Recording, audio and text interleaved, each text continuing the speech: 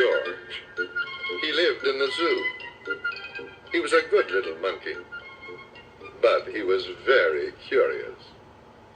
He wanted to find out what was going on outside the zoo.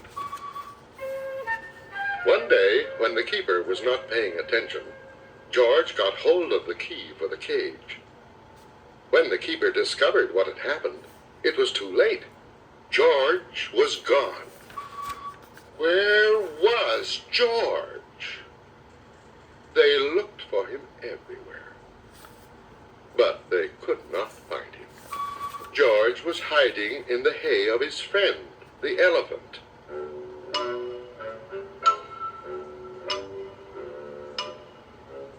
Finally, the keepers gave up looking for him. George found a nice, cozy spot to sleep under the elephant's right ear. And the next morning, before the zoo opened, he got away safely.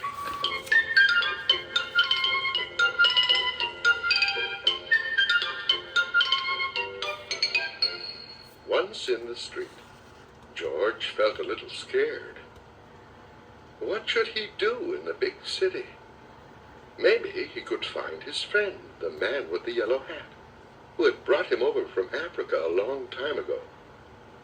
Only George did not know where he lived. There was a bus stopping at the corner. George had never ridden on one. Quickly he climbed a lamppost, jumped on top of the bus, and off they went.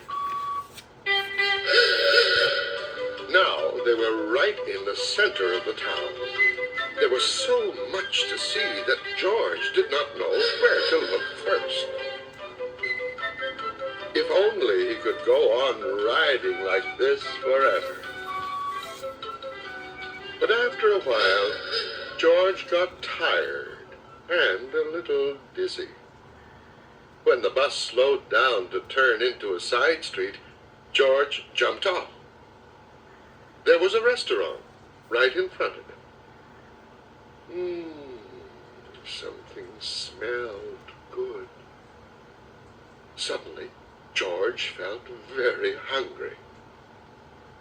The kitchen door stood open, and George walked in. On the table was a big pot. Of course, George was curious. He had to find out what was in it. When the cook came back, he had a big surprise. Spaghetti was all over the place, and in the middle of it was a little monkey. George had been eating yards and yards, and had wound himself all up in it.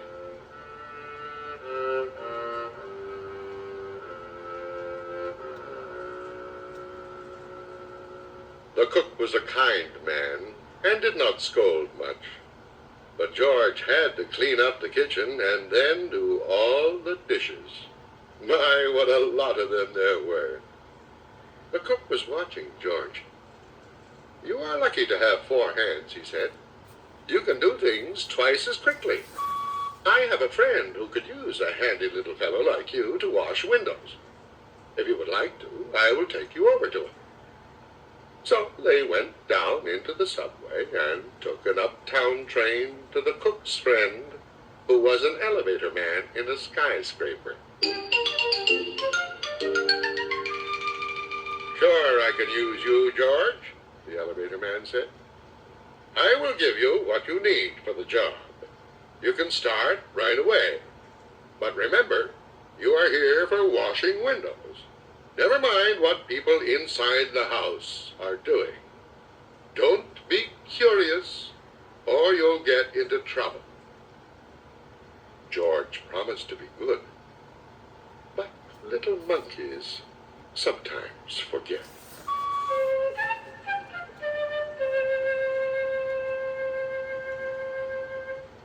George was ready to start. My, how many windows there were! But George got ahead quickly, since he worked with all 4 hands.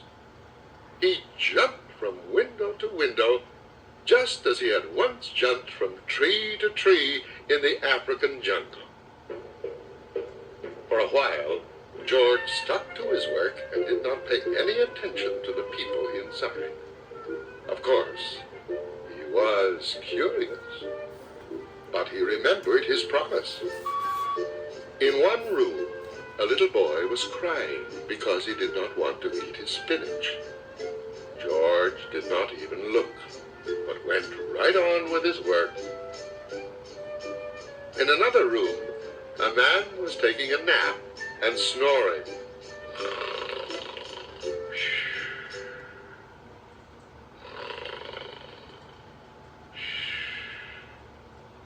George was sorry it was not his friend, the man with the yellow hat. He listened to the funny noise for a while, then went on working.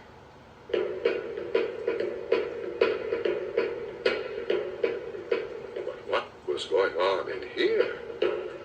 George stopped working and pressed his nose against the window. Two painters were working inside. George was fascinated. Painting looked like a lot more fun than washing windows. The painters were getting ready to go out for lunch. The minute they left, George climbed inside. What wonderful paints and brushes they had. George could not resist.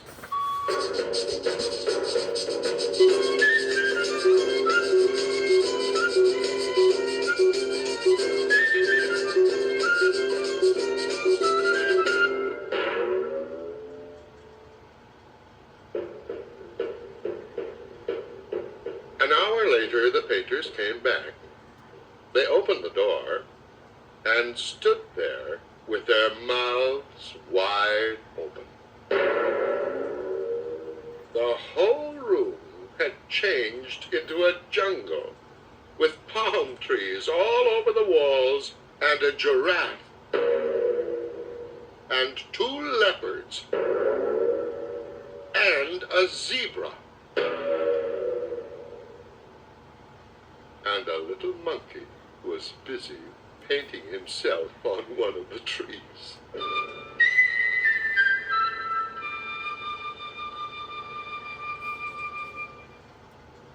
Then the painters knew what had happened. Luckily, George was close to a door. He ran out as fast as he could. After him ran the two painters, then the elevator man, and then the woman who lived in the place. "Oh, my lovely room, my lovely room," cried the woman. "Don't let him get away." George headed for the fire escape. George reached the end of the fire escape. The others had not caught up with him yet. Here was his chance.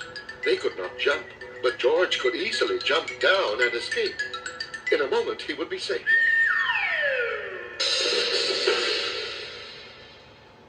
Poor little George. He had forgotten that the pavement was hard as stone, not like the soft grass of the jungle. Too bad. The fall broke his leg, and an ambulance came to take George to the hospital. "He got what he deserved," said the woman. "Making my apartment into a jungle, indeed." "I told him he would get into trouble," the elevator man added. "He was too curious." George had to lie in bed with his leg high up in a plaster cast. He was very unhappy.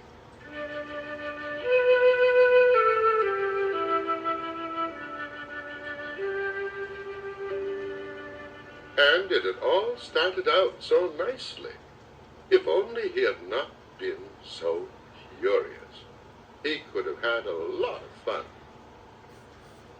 Now, it was too late. But next morning, George's friend, the man with the big yellow hat, was buying his newspaper Suddenly he got very excited. "This is George!" he shouted when he saw the picture on the front page. Quickly he read the whole story and then ran to a telephone booth to ring the hospital. "I am George's friend," he said to the nurse who answered the telephone. "Please take good care of him so that he will get better quickly. I want to take him to a movie studio and make a picture about his life in the jungle. Don't let him get into any more mischief until I can take him away."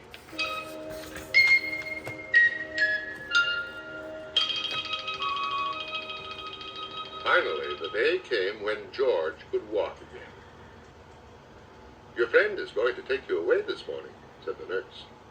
"Just wait right here for him, and don't touch anything." As soon as George was alone, he looked around at all the strange hospital things. "I wonder what is in that big bottle," he thought. George was very curious. It smelled funny. Suddenly, his head began to turn. Then he felt as if he were flying. Then rings and stars danced before his eyes. Then everything went dark. And this is how the man with the yellow hat found George when he came to call for him. They picked him up and shook him, but they could not wake him up. He was so fast asleep that finally they had to put him under the shower.